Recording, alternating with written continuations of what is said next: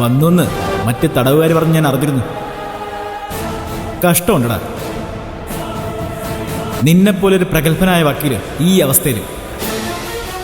അല്ല, ഞാനെന്നകത്ത് പോയപ്പോൾ ഒരുപാട് സന്തോഷമല്ലോ. പക്ഷെ ഞാൻ നിന്റെ അവസ്ഥയാണ് സന്തോഷിക്കുന്നു. ഭൂമിയിലൊരു നരകം ഉണ്ടെങ്കിലേ അത് ഇതാടാ, ഈ ജയില്. ഇവിടെ ആരും വരരുതെന്ന എനിക്ക്. നീ പരിഹസിച്ചതാണെന്ന് എനിക്ക് മനസ്സിലായി. എന്നോട് കാണിച്ച സഹതാപത്തിന് നന്ദി. വേറൊന്നും പറയാനില്ലെങ്കിൽ നിനക്ക് പോവാം. അങ്ങനെ അങ്ങ് പോകാനല്ലല്ലോ ഞാൻ വന്നത്. എന്നെ പുറത്തിറക്കാൻ ചന്ദ്രയെ കൊണ്ട് ഡിവോഴ്സ് പേപ്പർ ഒപ്പിടിച്ച് നാറിയല്ലടാ നീ. അന്നേ നിനക്ക് ഞാൻ ഓങ്ങി വെച്ചതാ. പക്ഷേ ദൈവം ഇത്രയും പെട്ടെന്ന് നിന്നെ എൻ്റെ മുമ്പിൽ കൊണ്ട് നിർത്തിയിരുന്നു ഞാൻ സ്വപ്നത്തിൽ പോലും വിചാരിച്ചില്ല. നമുക്കിടയിലെ പല കണക്കുകളും തീർക്കാനുണ്ടല്ലോ. എന്നെ ഇതിനകത്ത് എത്തിച്ച കണക്കടക്കം. തീർക്കണമെങ്കിൽ തീർക്കടാ, എനിക്ക് പേടിയൊന്നുമില്ല. ഒരു സത്യം നീ മനസ്സിലാക്കിയാൽ നന്നായിരുന്നു. ഞാൻ ഇവിടെ എത്തിയത് ഒരു തെറ്റും ചെയ്യാതെയാണ്. പക്ഷെ നീ എത്തിയത് അങ്ങനെയല്ല, തെറ്റ് ചെയ്തിട്ടാ. ആ വ്യത്യാസമുണ്ട് നമുക്കിടയിൽ. അതുകൊണ്ട് ധാർമ്മികതയുടെ ബലം എനിക്ക് കൂടും. എന്നാ പിന്നെ നമുക്ക് നോക്കടാ. പിന്നെന്താ നോക്കടാ.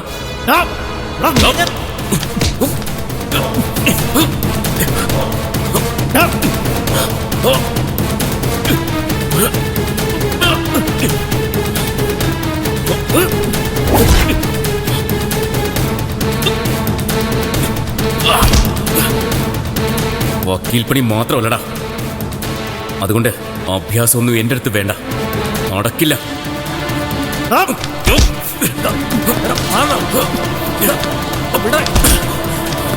എന്ത് വൃത്തിയാ കാണിക്കുന്നേ?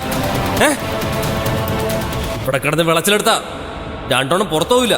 പോടാ, എടാ പോവാൻ പോടാ.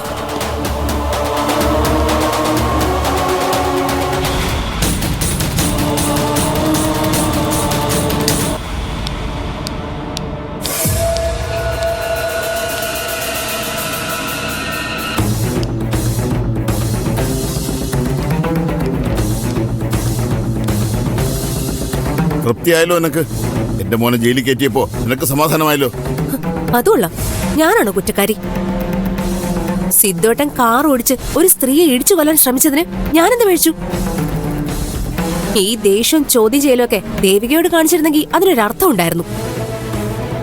കാരണം അവളാ ഇതിന്റെയൊക്കെ പിന്നില്. അവൾക്ക് വേണ്ടിയാ സിദ്ധോട്ടൻ ജയിലിലായത്, അല്ലാതെ ഞാൻ കാരണമല്ല. നീ കോടതി വരാന്തേ കിടന്ന് ആർത്തട്ടഹസിച്ച് ചിരിക്കുകയായിരുന്നല്ലോ. അപ്പോ അതോ അവൻ നിനക്ക് ചെയ്തു തന്ന സഹായങ്ങളെ കുറിച്ച് അല്പമെങ്കിലും ഓർമ്മയുണ്ടായിരുന്നുവെങ്കിൽ നീ അങ്ങനെ ചെയ്യുമായിരുന്നു. അവന്റെ തകർച്ച നീ ആഗ്രഹിച്ചിരുന്നു. തീർച്ചയായിട്ടും ആഗ്രഹിച്ചിരുന്നു. ഞാൻ നശിച്ചു കാണണമെന്ന് ആഗ്രഹിക്കുന്ന ഒരാള് നന്നായി കാണണമെന്ന് ചിന്തിക്കാനുള്ള മാനസിക വലിപ്പമൊന്നും എനിക്കില്ല. എന്നെ ഇവിടുന്ന് പറഞ്ഞുവിടാൻ എന്തൊരു തിരക്കായിരുന്നു എല്ലാവർക്കും. ഞാൻ കാരണം ഈ വീടിന്റെ സമാധാനം പോയിന്ന് വരെ പറഞ്ഞില്ലേ? എന്നിട്ടിപ്പ എന്തായി? ദേവിക ഇവിടെ കാല് കുത്തിയിട്ട് പോലും ഇല്ല. അതിനു മുന്നേ സിദ്ധുവേട്ടൻ അകത്തുമായി. അതിനെക്കുറിച്ച് ആരും എന്താന്നും മിണ്ടാത്ത? ഞാനേ കർമ്മഫലത്തിൽ വിശ്വസിക്കുന്നവളാ. അവളുമായിട്ട് താരതമ്യം ചെയ്ത് എന്നെ കുറെ അപമാനിച്ചിട്ടില്ലേ അച്ഛനും മക്കളും മരുമകനും എല്ലാരും കൂടി? അതിന് കാലം തന്ന തിരിച്ചടിയായത്. എങ്കിൽ അതേ കാലത്തെ പിടിച്ച് ഞാൻ ആണയിട്ട് പറയുന്നു, പോയതിനേക്കാൾ ഇരട്ടി വേഗത്തിൽ കുഞ്ഞിലേൻ തിരിച്ചു വരും. പകരം ആ ജയിലിൽ കിടക്കാൻ പോകുന്നത് ആ അപകടം ഉണ്ടാക്കിയവരായിരിക്കും. പിന്നെ അപകടം ഉണ്ടാക്കിയവർ ആരാ? അങ്ങനെ ഒരാള്? അതൊക്കെ ഞങ്ങൾ കണ്ടുപിടിച്ചോളാം. എന്തായാലും അങ്ങനെ ഒരു ആളുണ്ട് എന്നുള്ള കാര്യം ഉറപ്പാ. അയാളെ ഞങ്ങൾ കണ്ടുപിടിച്ചിരിക്കും. ചിരിക്കാനേ എനിക്ക് പറ്റൂ. അതിന്റെ കാരണം എന്താണെന്ന് പറയണ്ടല്ലോ. പ്രേമിച്ച് പോയിട്ട് എത്ര ദിവസമായി അമൃതേട്ടാ? അല്ല, മറുപടി പറയണമെന്നില്ല, വെറുതെ ചോദിച്ചതാ.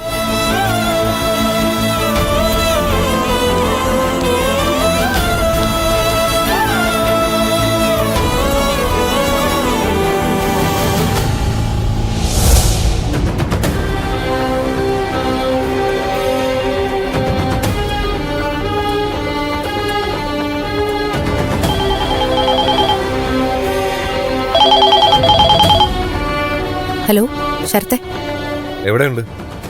ഞാൻ വീട്ടില്. എനിക്ക് അത്യാവശ്യമായിട്ടൊന്ന് കാണണം. ഫോണിൽ സംസാരിച്ചാ പോരെ? പോരാ. എന്തെങ്കിലും കുഴപ്പമുണ്ടോ? കുഴപ്പമുണ്ടെങ്കിൽ മാത്രമേ കാണാൻ പാടുള്ളൂ. ഒച്ച വെക്കണ്ട. ശരത്തിന്റെ ഫോൺ വരുമ്പോ എനിക്ക് പേടിയാ. നീ പേടിക്കണം. കാരണമേ അതാണല്ലോ നിന്റെ കയ്യിലിരിപ്പ്. എന്തെങ്കിലും പറയാനുണ്ടെങ്കിൽ ഫോണിൽ പറഞ്ഞാ മതി. അത് ഞാൻ നേരിട്ട് പറയാമെന്ന് പറഞ്ഞില്ലേ? ഫോണിൽ കൂടെ പറയാൻ പറ്റത്തില്ല, അതുകൊണ്ടാ.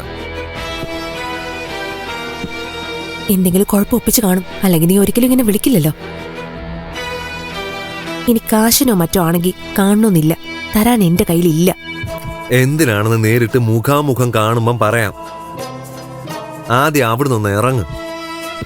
ശരി. ഒരു കാര്യം നീ മനസ്സിലായിക്കും, എന്നെ വീഴ്ത്താനേ ഒരുപാട് പേര് ശ്രമിക്കുന്നുണ്ട്. അക്കൂട്ടത്തിൽ മനസ്സുകൊണ്ട് പോലും നീ ഉണ്ടാവരുതെന്ന് എനിക്ക് നിർബന്ധമുണ്ട്. ഒരുമിച്ച് നിന്നാ നമുക്ക് രണ്ടുപേർക്കും രക്ഷപ്പെടാം.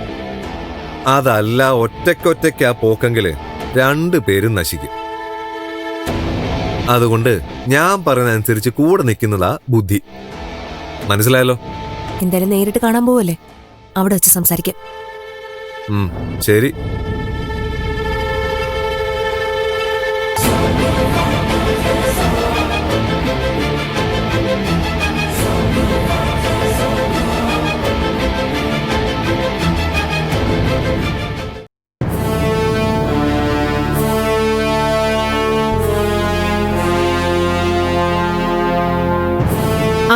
മോൻ പുറത്തു പോവാണോ?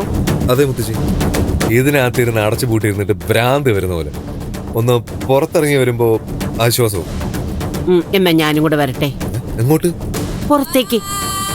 എന്റെ കുഞ്ഞെ, എനിക്ക് ഇവിടെ ഇരുന്നിട്ട് അങ്ങ് ശ്വാസം മുട്ടുവാ. ഞാനതിന് കറങ്ങാൻ വേണ്ടി പോവല്ല, ഒന്ന് രണ്ടുപേരെ കാണണം. മോൻ കണ്ടോ? അതിന് ഞാൻ കൂടെ വരുന്നോണ്ട് എന്താ? അത് ശരിയാവില്ല മുത്തശ്ശി, ചർച്ച ഉണ്ടാവും അവരുമായിട്ട്. അത് എപ്പോ തീരുമെന്ന് പറയാൻ പറ്റത്തില്ല. എന്നാ മോൻ പൊയ്ക്കോ. പോയിട്ട് വരുമ്പോളേ മുത്തശ്ശിക്ക് അരിമുറുക്ക് മേടിച്ചോണ്ട് വരാം. ആണോ? എന്നാലേ കുറച്ചധികം വാങ്ങിക്കൂ, പിന്നെ എപ്പോഴും വാങ്ങിക്കണ്ടല്ലോ. മനസ്സ് മുഴുവനും അമ്മയെ മുത്തശ്ശി.